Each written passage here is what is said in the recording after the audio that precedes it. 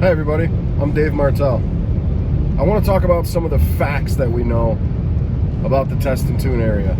There's a lot of information going on out there that's just false or incorrect. And before you say, who are you? How would you know more than what I know? I can tell you a little bit about that. I'm a founding member of the SLRA, the Silver Lake Recreation Association. The association put in place to advocate and to be a voice for all dune users, whether it be the ORV area, the lighthouse, the pedestrian area, Silver Lake itself. We're a nonprofit group that is for you. Other things that I do. I'm president of DuneStars.com, which is a national off-road brand. We also own Sandflix, which is the largest media company in Silver Lake, along with managing the area's largest Facebook page and classifieds page. So let's talk about the Test and Tune area. We'll talk a little bit about the history of it. The Test and Tune area is located at the Silver Lake Sand Dunes. Of course, everybody knows that. And it's an area that the SLRA board members have been grooming for the last couple of years. Two of our board members in particular purchased that tractor and then constructed the grooming trailer that they pull behind it. Well, this was all done out of their pocket initially, and we applied for a grant from the state of Michigan to pay for it to use it at Silver Lake State Park. The Michigan DNR doing what they're told to do, enforce this law that's in Michigan, the MCL code. So this is bigger than Michigan DNR. What needs to happen, the way that I look at it, is we have a couple options. I'm sure there's people out there that are smarter than me that know more options, but these are the two that I got in my head. Number one, we need to lobby and change that MCL code to exclude Silver Lake State Park or something of that notion. Something has to happen there to where we exclude off-road parks from that MCL code. An amendment perhaps to that code that would exclude Silver Lake State Park from that applying. Option number two, if we get the classification of Silver Lake State Park changed to something else. Right now, currently, it's considered an ORV scramble area, which throughout the state of Michigan, in the trail network, it's part of our trail system that's in Michigan. So they treat it as such. It's not like a trail system at all. It's way different. It should have its own set of rules that differ from the trail system throughout the state of Michigan. What does that mean? So there's different things that you can do at Silver Lake State Park that maybe you shouldn't be doing on a trail. There's certain things that you can do on trails that maybe you don't do at Silver Lake State Park. They're two very different environments and should be treated as such.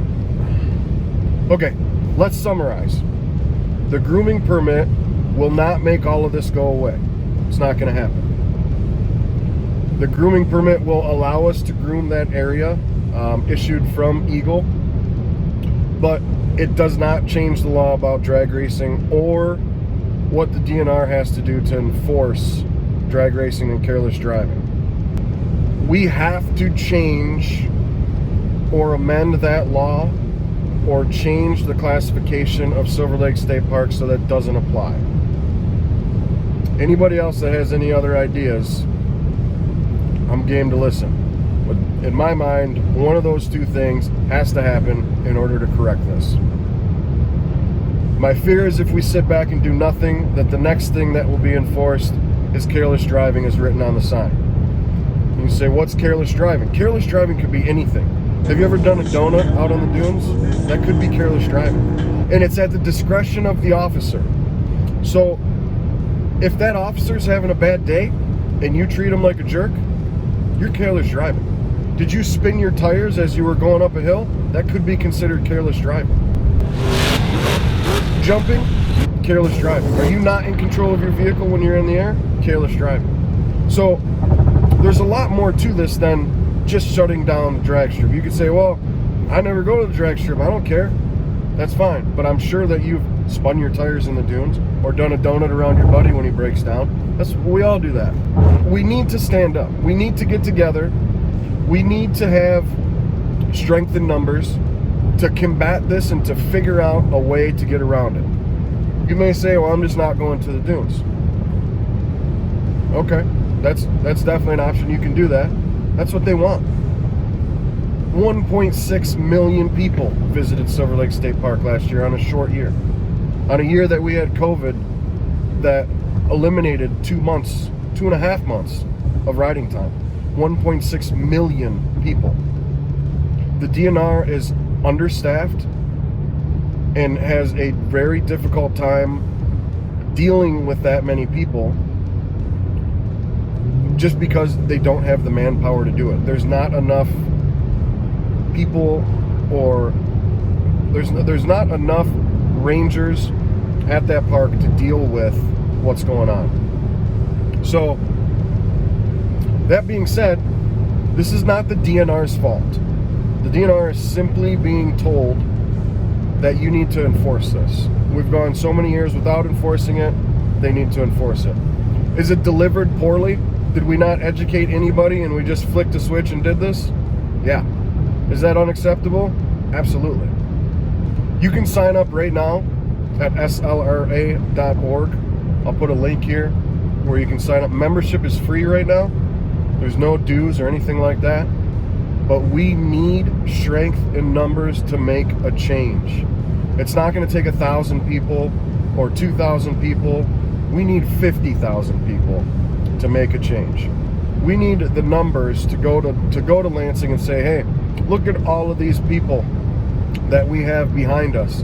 All of these members that want to see this change, that want to see something more out of this park.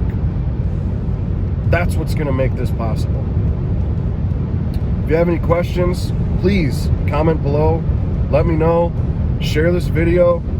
Let's get this message out there. Let's spread factual information. And let's make Silver Lake the amazing place that it always has been. Thank you for listening. Everybody have a wonderful evening.